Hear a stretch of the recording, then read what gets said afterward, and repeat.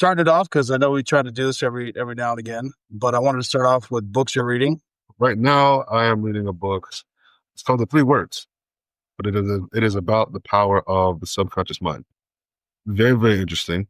I don't want to say you battle with it, but like I don't think people, and I guess that's what the subconscious mind is, right? It's constantly going, that you don't even, you're not aware of what it's doing because it is, it's on that constant flow, whatever. And it's very different to see. And what they talk about is how powerful, how strong that is. And then as it's gotten into the book a little bit more, I'm just like, so it's made me kind of question my own subconscious. And I think I've been trying to do this a lot more, like I say, the past, really more the past year or so, is be a little bit more mindful of my words and what I'm saying and what I say to myself, and creating those frequencies. And like when I forget where this comes from, but as a matter of fact, this probably leads into one of the things we're going to talk about later, but I think what Hitler said this is like, if you tell a lie enough, it will become the truth, right? And your mind.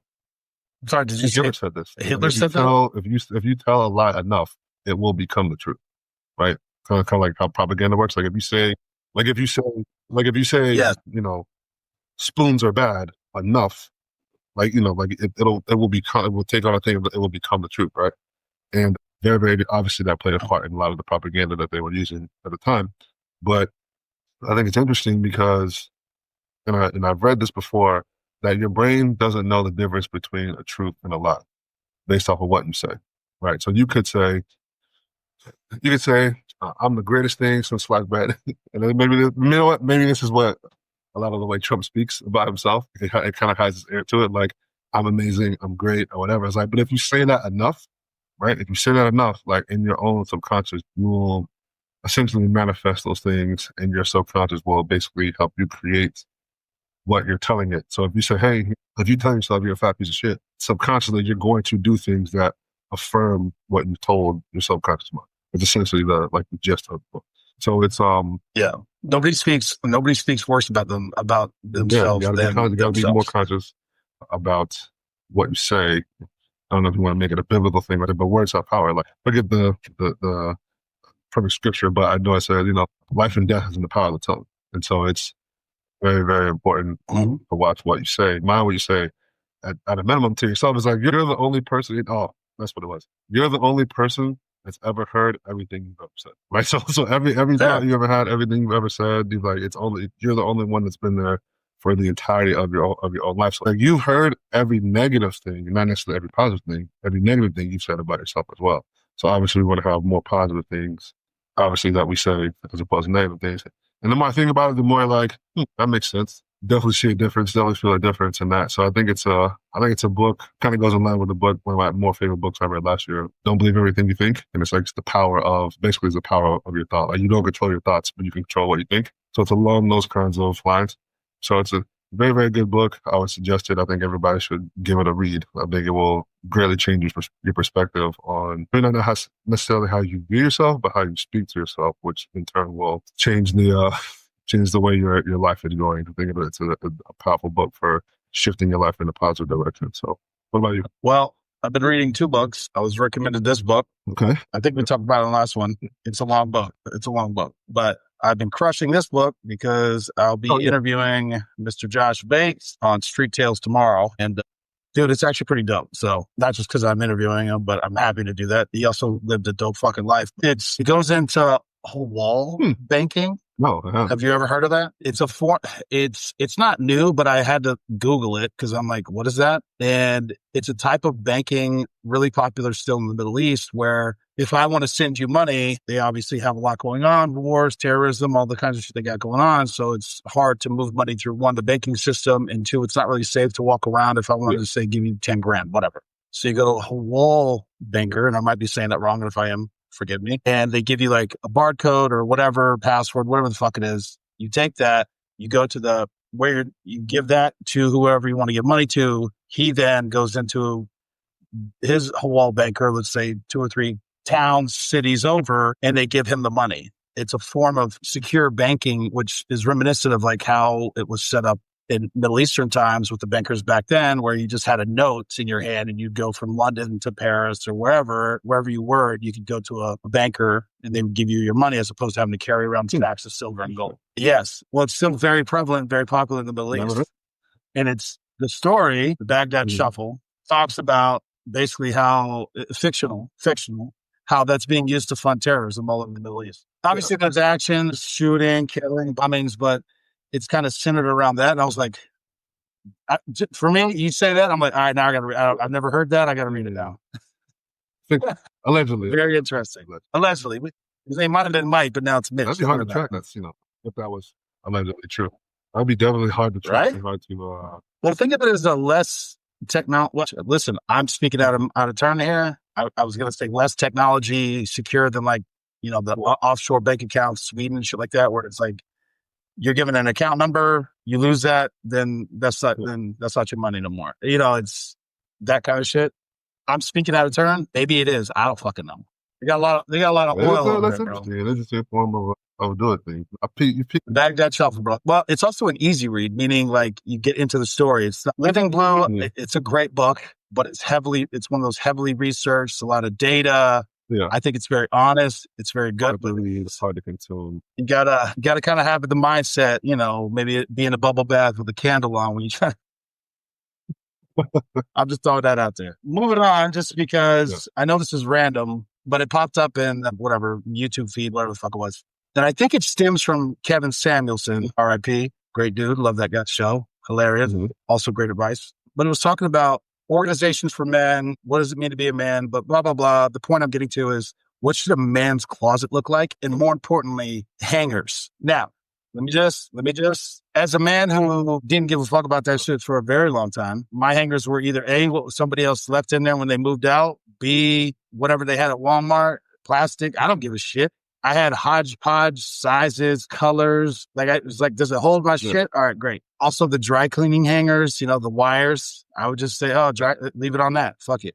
Well, now I'm in a different spot in life. And I'm not saying they're expensive. I got wooden hangers and they're, I don't know. I think it was like $20 for 50. I'm not saying it's an expensive thing, but I do feel some type of way, more adult, I guess, or I don't know. It does make me feel a certain type of way when I walk into my closet and I'm like, it looks nice. And I'm not saying they got to be wooden hangers or whatever, but I think there's something to taking pride into something that small. It's kind of like what you said, making your bed. When you can walk in, it's organized.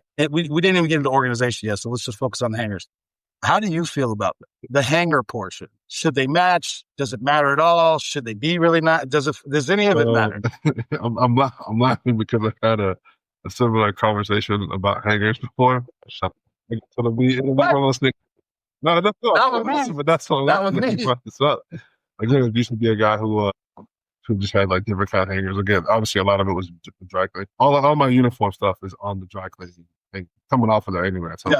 But so for a very long time, I did have just a plethora of different hangers. Hodgepodge of plastic, metal, whatever. Obviously, the dry cleaning ones, the metal with the paper on it. You know what I mean? But I had recently, probably I'd say 3 or 4 years ago, gotten some because I needed hangers, and I think it was like Amazon or whatever, and I was like, and I said it's a pack of 40, whatever, 50, whatever, and they're like the hooks are metal, but the actual hanger part is like it's like felt to me.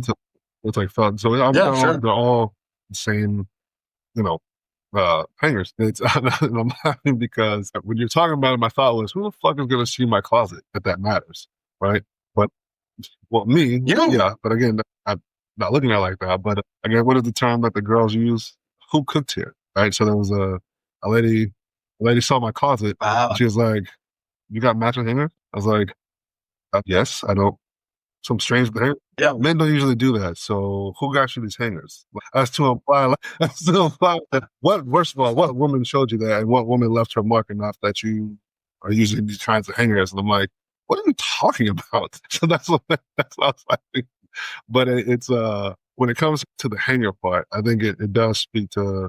It is nice, aesthetically looking at it, that they're all the same thing, right?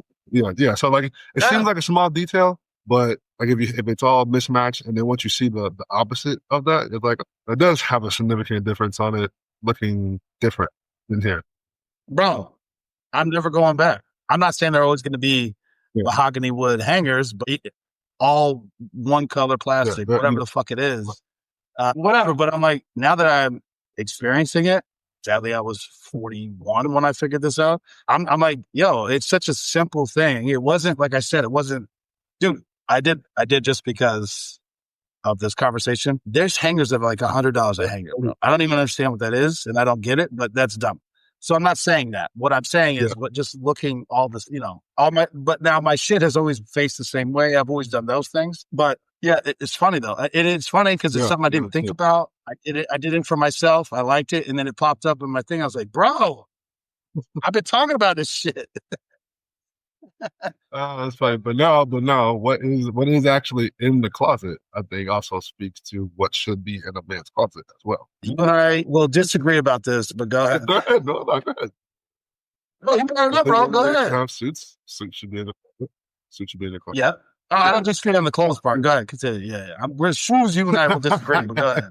Well, I think you should have suits in there. Obviously, jeans, t-shirts, long sleeve, different. I think you should have a couple outfits for different types of occasions. You should be versatile in your dress. Obviously, everybody has their own personal style, but I think you should be able to have something that fits the occasion. I think it's where people are like, I don't have anything to wear for that.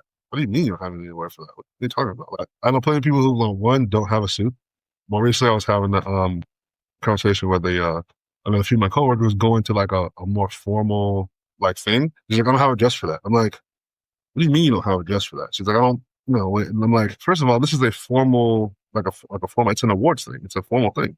So you should have something that is attuned to the nature of what you're going to. Like, I was like, you shouldn't, one, should not be a super tight, form-fitting dress. I was like, you should be covered. It's like, it doesn't necessarily mean it has to like not be, attractive. I know it's in you have to wear fucking paper bag, but I'm like, what do you mean you don't have like a dress, like a dressy dress? The same way men should have a tuxedo. You should have a black tie suit. You should have, different kinds of things I think everybody should have. So what I'll say is this. I don't disagree. And my collection has grown over the years, but for baselines, every man should have a black suit, a white shirt, and a dark, solid colored tie. Don't care about the color, really. Never go wrong with it. Minimum. Your next suit should be a dark blue suit. And you should have, black suit, brown shoe, black shoes, black belt, dark blue suit, brown belt, brown shoes. That's it. Then you can go off, but before you get your next suit, you need to have a blazer that fits. And I can speak for myself because I looked like I was wearing my dad's suit for a very long time. I didn't understand the sizing, whatever. I needed to be choked out about to pass out, or I could fit 3 more fucking I didn't know what the fuck was going on. So it should fit. And again, you can get suits now, Amazon for $140, or whatever it is. So those should be bare minimum. But 2 types of dress shoes. You should have a blazer, and that means you need slacks. Again, that fit you properly. Again, keep in mind, you could still maintain one white shirt and one tie. So it doesn't have to be an expensive thing. I need to stretch the imagination. A nice pair of jeans that, again, that kind of fluctuates and whatever, but I don't know. Your ass shouldn't be hanging out the back. You shouldn't be able to see your balls or your kneecaps. Other than that, I don't know. I've seen some wild shit. People think they're nice jeans. I'm like, your whole knee is hanging out. I don't know if that's nice. Yeah, you shouldn't wear that to the company. No. Now let me just tell you remind me of something. I gotta laugh, bro. I'm talking about the girls being able to dress conservatively. Listen, I'm not the guy for fashion. I wear tank tops and t-shirts, and then if I have to begrudgingly wear a suit, I will. But I can't tell you, because we're in law enforcement, you go to court, and it stands out with men, but not as much as with women. They show up, whole titties hanging out, it drifts. They look like they just came from the club or they're about to go to the club. It's like, ma'am, you are in the court of law. I don't understand what's happening right now. You should have one suit, at least one dress or one thing that's conservative and professional. Put it in the back. It might get dusty. I don't know. And I was going to say, if you wouldn't wear it to church, you should wear it in court, but I've seen some wild shit in church too. So I'm not even going to say that anymore. You should have at least one. I don't care what it is. I don't care if you got it from Marshall's or whatever for $19.99. You cannot go into front of a judge with your ass and your titties hanging out. You can, but I wouldn't expect a good outcome.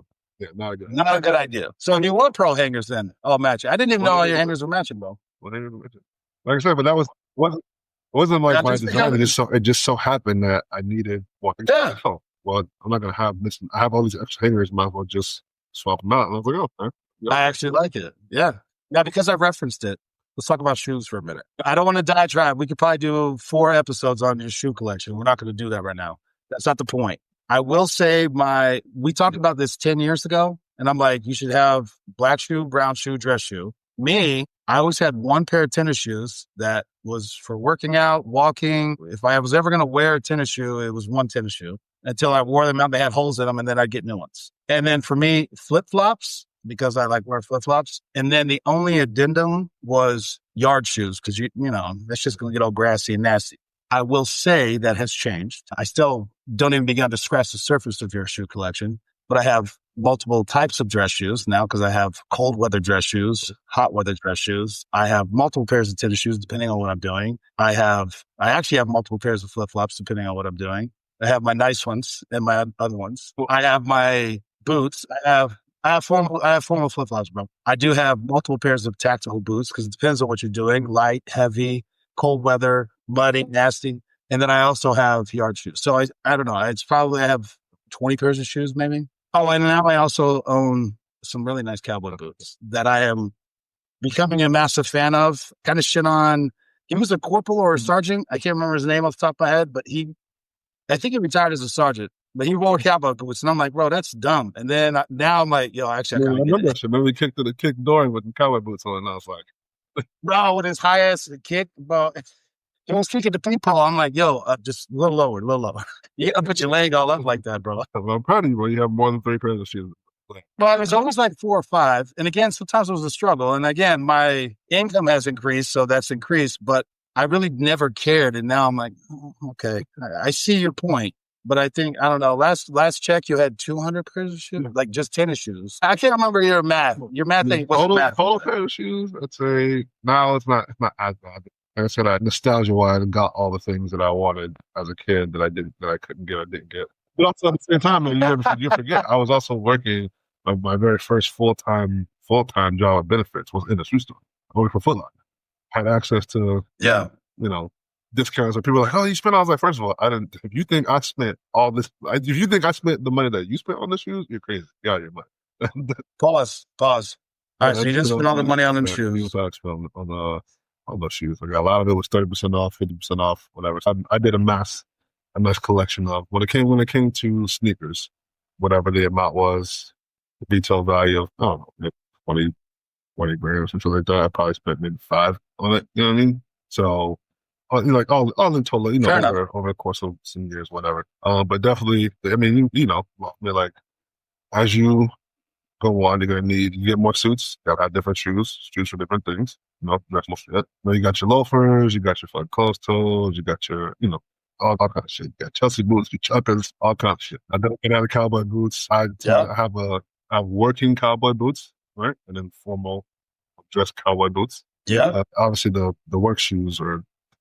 I have obviously black for your class Bs, and I got brown, a desert brown for your specialty, bro. So it's getting up there when it comes to and that's the thing too. Is for as much as we wear a uniform, I realize that just wearing a uniform comes with different shit. It's like, oh, I got 4 pairs of the same pairs of green 511 pants. It's like, well, how come you need 4 pairs? It's like, trust me, you need 4 pairs.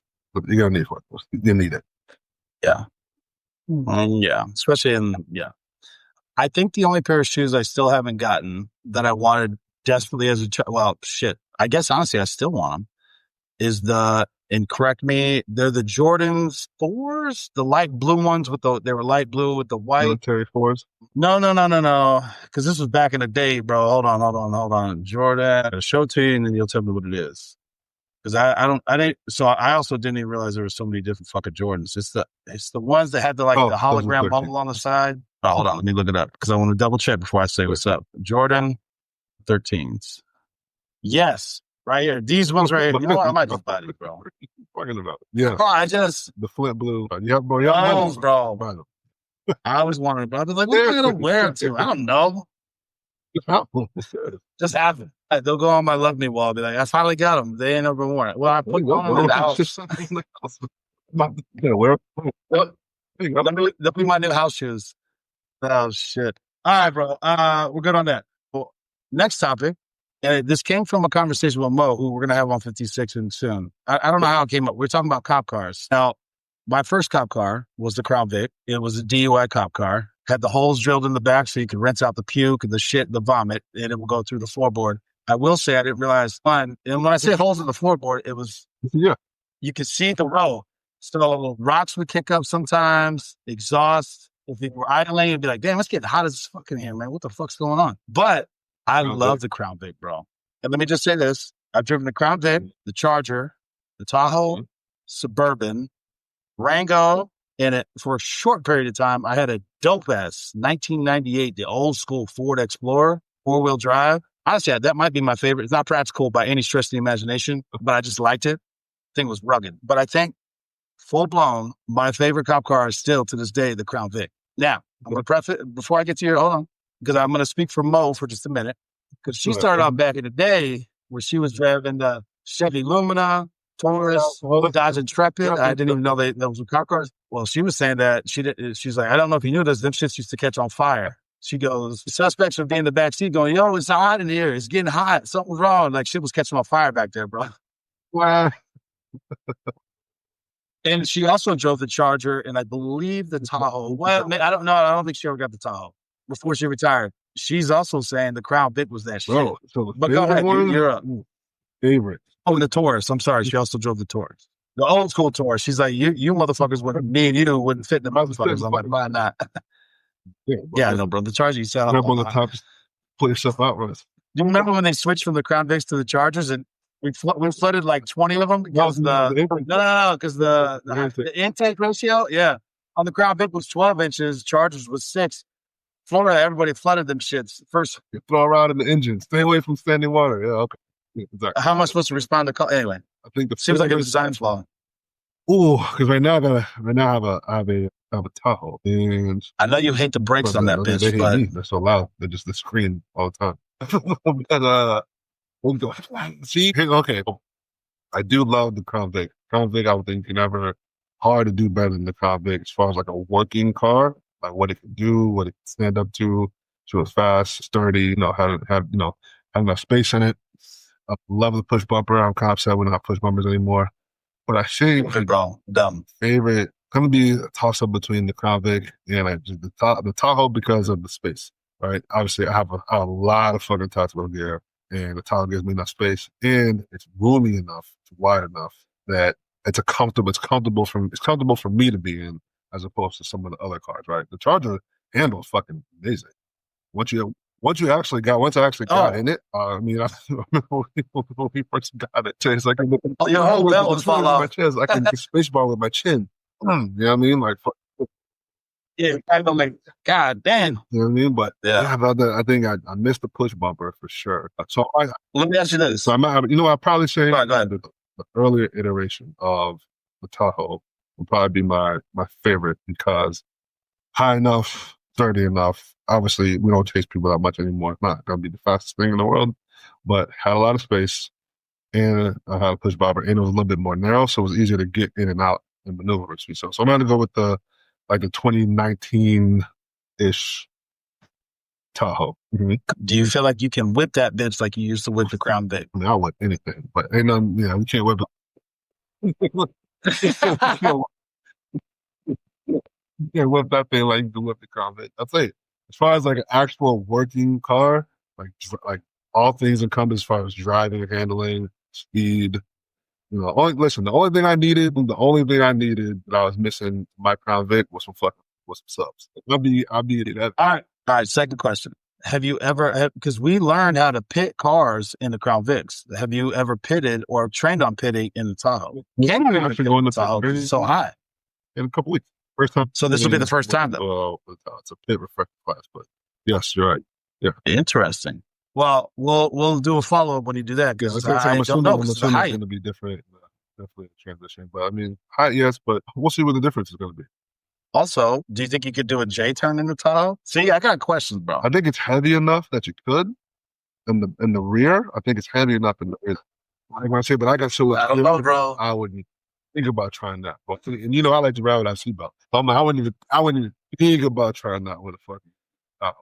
absolutely not. I will say again. I will say that's where the Charger and Crown Vic cars outshine the SUVs handling wise.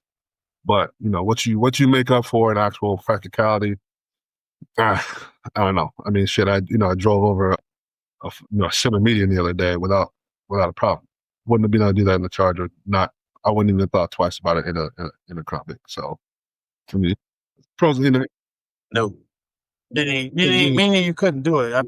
I did pop the tires in the Crown Vic last year, and having a Tahoe really, really, really fucking helped. Obviously with the water, getting around and shit, driving over stuff, whatever. So I mean, practically, probably better off. And again, that's why you have different cars and fleets, right? Is you have your interdiction, fast type cars, you Chargers, Challengers, kind of shit, Mustangs, whatever. I was like, but you're for your every average day-to-day deputy working thing, I think it's SUV is probably going to be the best bet. That's a valid point. I'm going to take this throw it out to anybody who's listening. Throw it in the comment section. I am trying to find somebody who actually does research on this shit, like to develop research is anything. Vests, guns, non-lethal, new technology, vehicles, whatever the fuck it is. I would love to talk to somebody who actually does this because I've used these things and sometimes I'm like, yo, this is dope. And then other times I'm like, yo, who thought this was a good idea? This is stupid as shit. I did. Yeah, bro. I did. I think we talked about it. I did have a new taser. It's nice. Yeah. At first, liking it? Now, did you have to get retased? But it was actually, the ones that we trained on were was the 2-prong, right? So two things come out at once. This new one that they have, the 10, is one. It's essentially ATF classifies it as a firearm. So you have to have a different type of training, right? So it's one trigger pull per probe, and so it is an adjustment because you're so used to the one pull, 2 probes that space out at a time. This one now, I don't know about that. But after using it, I was like, I get it, because you may or may not get a good catch or a spread. So like in theory, it seems like a drastic change, but it is a lot better and a lot more practical to have it one probe per trigger pull, because you can adjust it. So it's like, boom, you hit one, hit a guy in the shoulder, it's like, where that guy's moving, wiggling around, you may only get one anyway. And then you're down to 2. Another one, you kind of have to line it up, whatever. This one, with the new one, it's like, boom, got him in the shoulder, boom, got him in the leg. You know what I mean? So it's like, okay. Yeah, and after using it, doing the training, I used it actually across shit, maybe 3 weeks after getting it. And it was, like I said, it was enough training to be familiar and to use it without second thought on it, right? It worked phenomenal.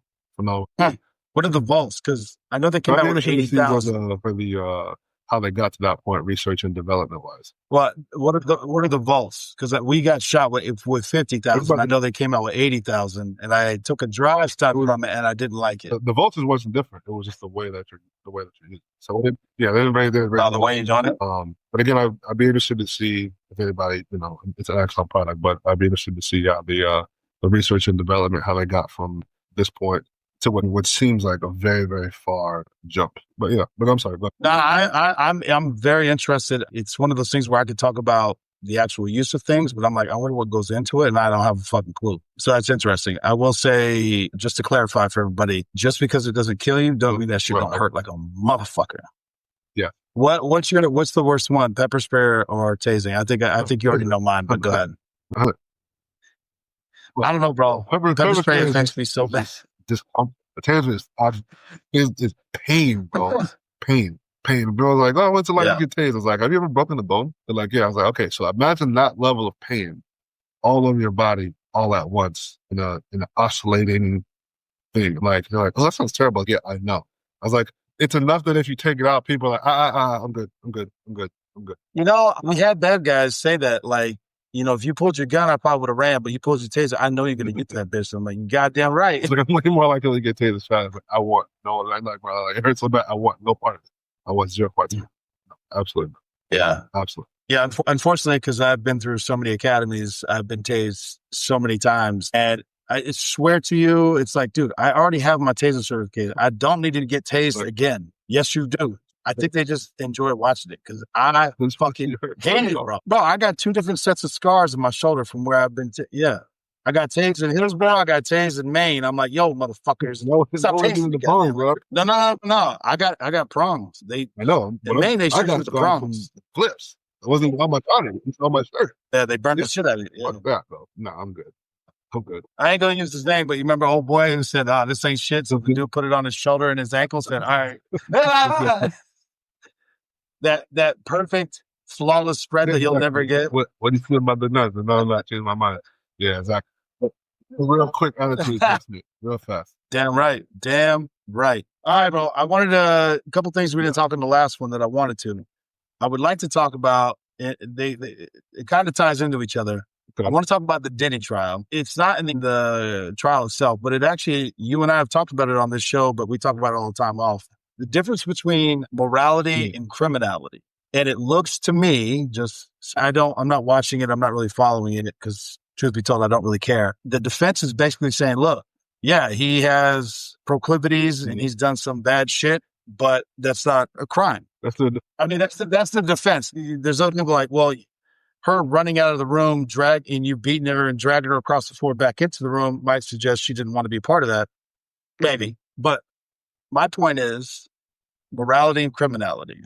When does it cross the lines? Because we have talked about this. We talked about it with the unfortunate incident in Texas. We talked about it with other things, but specifically with the Diddy trial. Your thoughts? Yeah, I think that's what we're saying on. I mean, I think that is the kind of the highlight of the issue, right? Like, is Diddy on trial? The way, especially with Cassie, whether it Cassie was the first witness, right? So it played out, and I'm not quite sure what the strategy of the prosecution is by doing this. If they're trying to establish something, right? But a lot of her testimony was about. Well, they're trying to. But the way they're asking the question and what the things that she was saying made it seem like I wonder, like, I'm not seeing the long game on this prosecution wise. I'm sure they have a point that they're going to get to at some point, right? I was like, but especially the beginning of testimony was a lot, like we talked about, was a lot of this sounds like moral stuff that doesn't necessarily, not that it's not important, but it doesn't really seem like it leads to the criminality of what you guys are talking about. Bro, first of all, crazy shit. Morally crazy shit, bro. I was like, yeah. Hold on, you like just, man jizz on your own levels? I was like, bro, what is happening? I'm like, bro, what? You are weird. You are strange here. Thick dude, bro. But I'm like, yeah, wild shit going on. He liked, and that's what he was paying other people to do.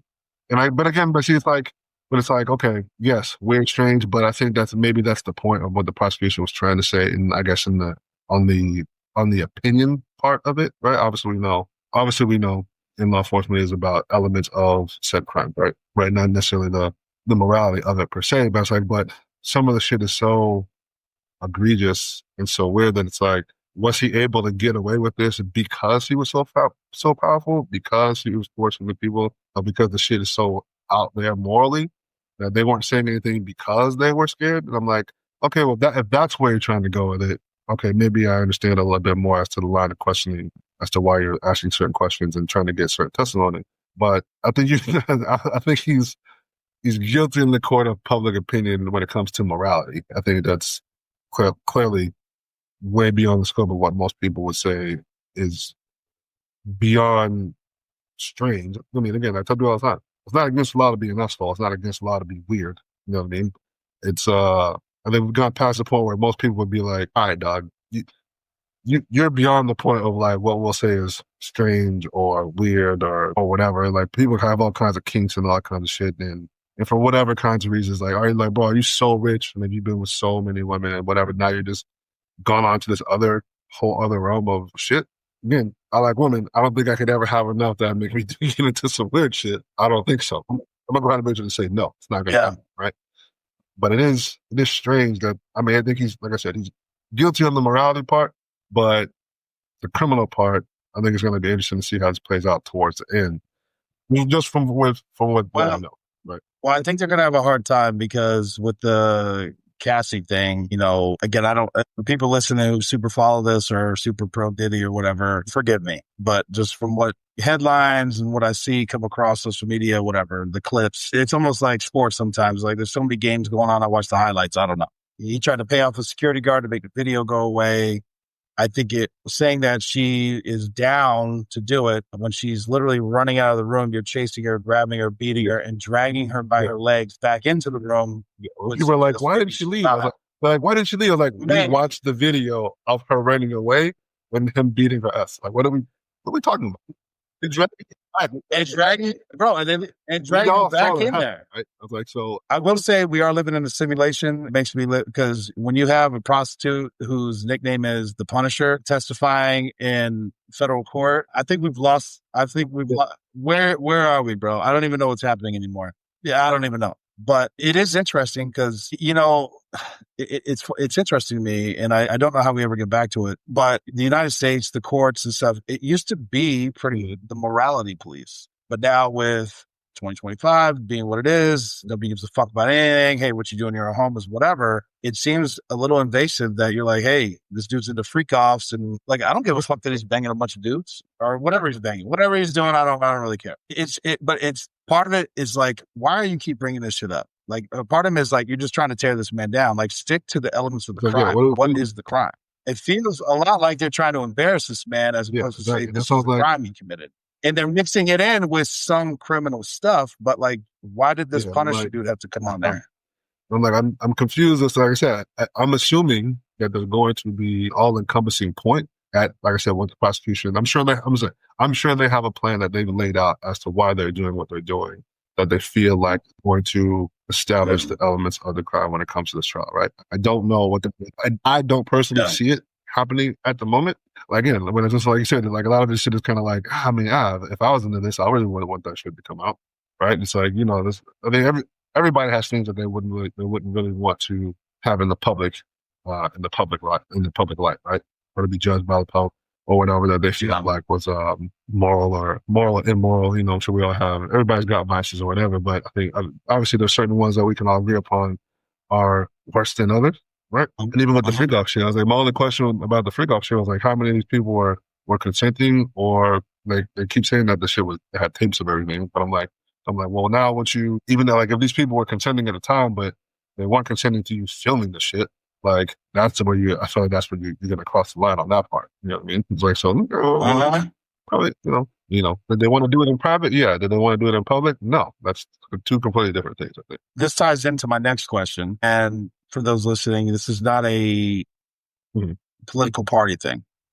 Pardons, presidential pardon. Well, and actually we could break it down. Presidential pardons as opposed to governor pardons, but we'll focus right now on presidential pardons. I'm not a fan, period, the end.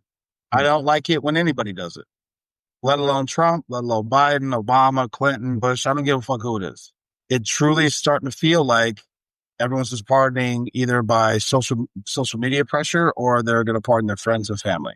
And unless there is an egregious, I don't like that. I don't like the sentencing. Okay. So that was going to be my question, but you answered my question before I asked it. It was like, if it's an egregious use of Department of Justice prosecutorial power, then and it's looked at and they're pardoned, so be it. But I'll use some recent examples. And again, this is not anti-Trump in any way. I didn't like it when Biden actually, we can talk about that too, the differences, because Biden just said preemptively, these folks, my family, anything within this 10-year time span are pardoned, even though there's no crimes that have been alleged yet. It's like, bro, what? But Trump just let off NBA YoungBoy, Todd Chrisley and Julie Chrisley for tax fraud, tax evasion. I mean, everybody for January 6th. Which, again, I don't know the full scope of that. I know but it was just like, I don't like that they even investigated anybody. They're all gone. They're all pardoned. Fuck it. Well, some of them might have done so. Again, this is not trying to dive into the politics of whatever. This section might get blasted on social media for whatever reason, but the concept of somebody being able to go, I don't like it, done. And there not being any misuse of power or something like that. The concept that somebody can get elected and say everyone's out. Yeah, I don't know if I'm. I guess it serves a purpose, like you said. When there's a wild, I don't want to say that misuse, but like when we know it's like you said, there's extreme cases where it's like this person could have not obviously, got spent 20 years and some chick said this dude did whatever, and then they prove, DNA, like that's literally not true, didn't happen like that, right? Yeah, I think it serves a purpose for that kind of stuff, but to your point, like it's, when you start, I guess when you say you're kind of just throwing it around a little bit more, it kind of takes away from it in a sense, where it's like, dog, so you're just gonna pardon your son who's clearly doing some fucked up shit, you're gonna pardon him like that? Like, the preemptive pardon is not even in this conversation. I'm flat out against it. I don't care who's in power. I don't care what party you're from. That's insane. But the political stuff, like there's some on here that, misuse of campaign, all this shit. I'm like, bro, who gives a fuck? But when you're talking like, yo, you've been found guilty straight up for tax fraud, because if it was you and me, we'd still be in jail. Or young boy was in jail for possession of like, we caught you with drugs. It wasn't a setup. We caught you. But I like him. But I like him. So he's good. He's straight. Like, what are we doing? What are we doing? It speaks to human nature, because I think we talked, obviously not to this level, right? But we talked about it. It's like, hey, if I'm in a position to put my people on, to do shit for my people, it's like, I guess I just expect people to do that if they have the ability to do that. Yeah. Listen, full disclosure. If I was president and my son was into some fuck shit, yeah, I'd put the shit out. That's what I'm saying. I was like, I get. Listen, I get it, but it's these blanket hundreds of people, and just like, nah, they good, they straight. I'm not even knocking Biden for pardoning Hunter Biden. Don't lie about it. I think that's fuck out of here. That's the thing that I think fuck out of here. Piss people off is you acting like, oh, I was like, bro, we know why you're doing this. Just say that. Like, he's my son. Yeah, and actually, he's my last remaining son. Yeah, 100%. I don't give a fuck about that. You do. Listen, you give me that cup of power, BJ, preemptively absolved. We know it's coming. We know it's coming. We know that. Yeah, but it's just all this like social media stuff. It's like, oh, hey, free my, bro. I don't know if we talk. I don't know if we talk about it on the show, but it's like all these people like, yo, free my boy, whatever. He in prison. You look it up. He killed 4 people and shot a cop. No, don't free him. Like, as a matter of fact, put him in. Yeah, no, don't free him. Yeah, or whatever color. No, bro. No, bro. That's some bullshit political stuff. Like, he misappropriated 10 grand for hair. Yeah, you'd be like, get out of here with that shit, bro. Free Jeffrey Dahmer. No. What? No. No. Get him out of here. No. Yeah, that's what I'm saying. So overall, what's your thoughts on pardoning? Just in the sense of not from misuse of justice or whatever, miscarriage of justice, but just like miscarriage of justice. I think you need it for that. Yeah, you need it for that. But 100%. I was like on a whim of like, I think I'm doing this because it'll serve me in the public. No, but again, that's human nature. So, I mean, I don't agree with it, but I also don't expect it to not happen. All right, fair enough. All right, last thing, and I'm slightly surprised you were not aware of the Kanye recent saga, where he released a music video, song, whatever, Heil Hitler, but then he just re-released it, and it's Hallelujah.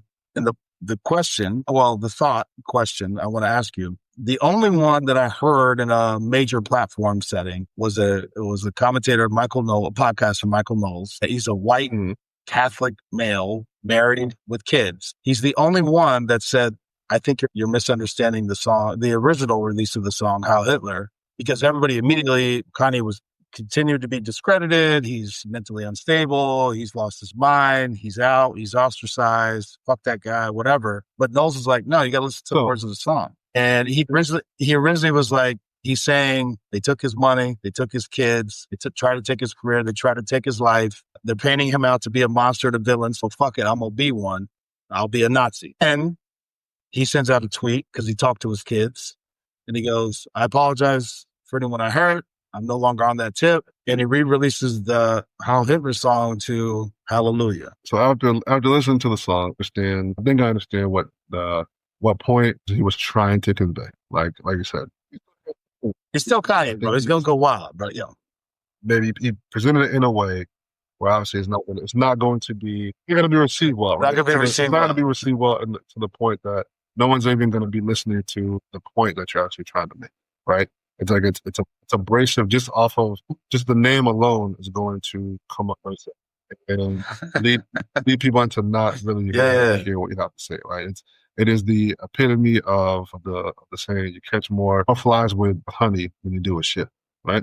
So in listening to the actual song and what he's saying, it's like, okay, I get the point you're trying to make, right? I think the bigger question when it comes to Kanye is what, and this was just something we were talking about before. I was like, what if he's not crazy, right? What if he's not crazy? What if these things he's saying? I was like, I think people are just like, oh, Kanye's this, Kanye's. I was like, have we stopped to think as to why he's saying these things? Or like why he seems to be on such a completely opposite end of the spectrum from where we've known him to be. Most of his existence as a public figure, you know what I mean? It's like everybody, it's all crazy until it's not, right? And in some cases, and I've said this too. I guess I can get what he's saying. It's not that I was wrong. I was just early, right? I said this. It's like most people like they say something, comes off as crazy, comes off as weird. Oh my God, blah blah blah. No, time is on their side. Eventually, where it's like, oh, now you look back at what he said 5 years ago, and you're like, maybe he wasn't wrong. Maybe you're like, oh, so-and-so's been trying to tell us that for the last 5 years. Like, now you believe me? Oh, now I'm not crazy because whatever. So I'm like, I think the big question is, what's going on with him as to why a lot of this stuff is actually coming to light. Again, some of the topics that he's talking about in that thing is like, don't you think it would drive you crazy if you felt like, whether it's true or not, right? If you felt like they were taking your family away, taking your children away, would those things not push you over the edge, or push you to at least to the edge? I was like, I think a lot of people are missing what he's actually talking about. And he's saying like, hey, they took my family, they took my kids, they tried to make crazy, they tried to kill me, they got me hooked on this, and blah blah. I'm like, are you guys hearing what he's talking about, or we just you just stuck on the Hitler part? I mean, I get that. I know, very abrasive. I get it. I was like, but what he's actually saying is kind of fucked up. Like, if that's true, that's kind of fucked up. But actually, that leads to the question I was actually earlier. I was like, I've been thinking about this for a long time.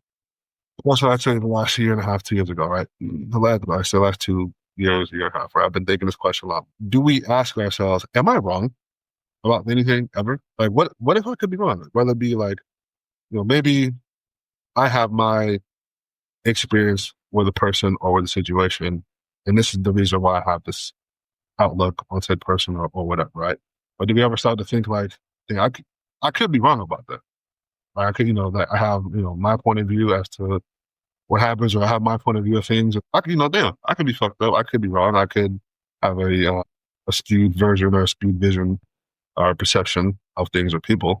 I think in being in that space and listening to what Kanye's talking about or where he's at, I'm like, damn, what if we got this? What if we have this wrong about this? And do we change our? What does it take for us to change our minds about something that we feel like we're going? I think it depends. It definitely depends. Just because you're passionate about something and I'm passionate about something doesn't mean that one of us is more right than the other. I mean, I've been kind of shitting on the educational system, and I probably will till it fixes itself. I'm trying to think back in my own educational upbringing, but whatever we're doing, you need to be able to teach people how to think for themselves and to rationalize reality for themselves. And then also use and this is a deep problem. I don't know how you fix it, but you need to be able to compare it to your own upbringing, religious beliefs, personal philosophy, and your own personal experiences. It's hard to do that on a full-time basis with everything you bring in, because sometimes it's easier to say, whatever, it's not my problem, fuck it. And that's fine. But when you're being given information, you need to be able to filter it through all of that. I used to say all the time, if I think that you're an asshole, like deep in my core, you just go, hey man, how you doing? Man, fuck that asshole. Because everything I hear you say is being filtered through, he's an asshole, right?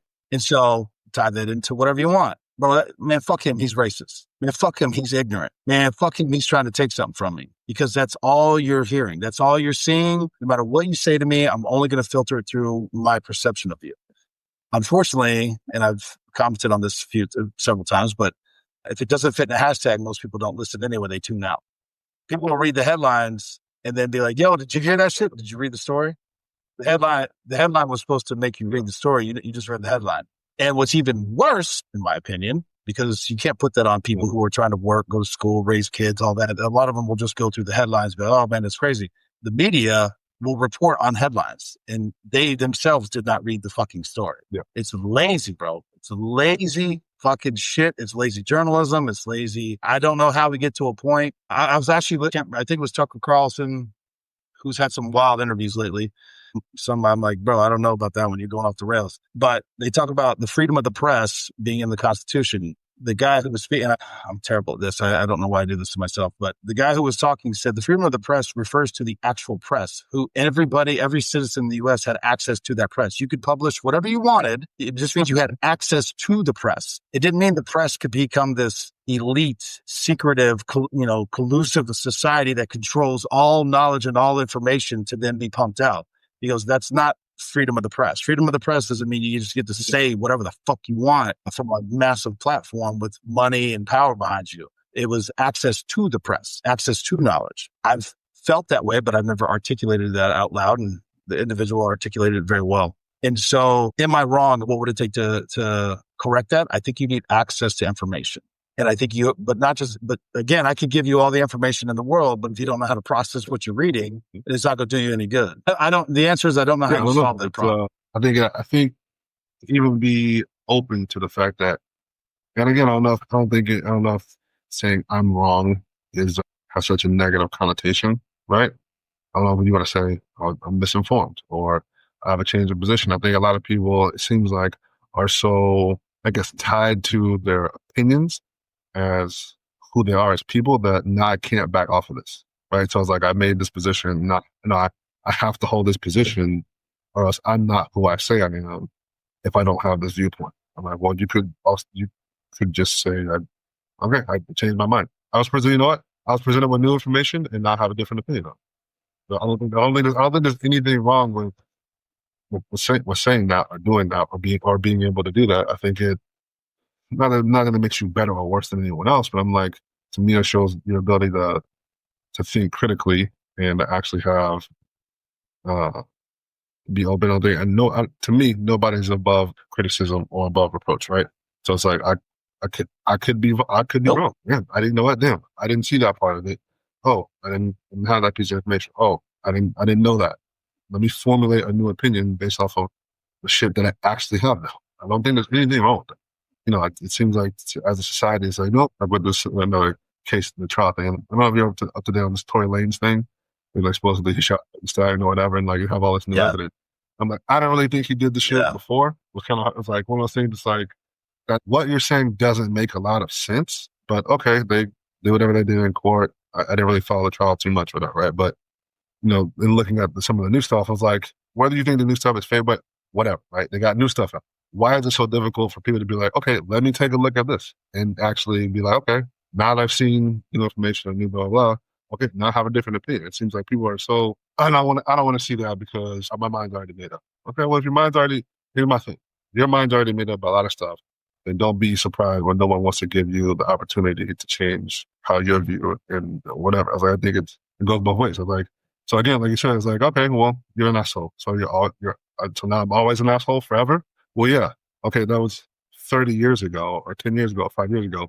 Still an asshole? Yep, still an asshole. Okay, well, all right. Okay. I think that, I just think it goes both ways.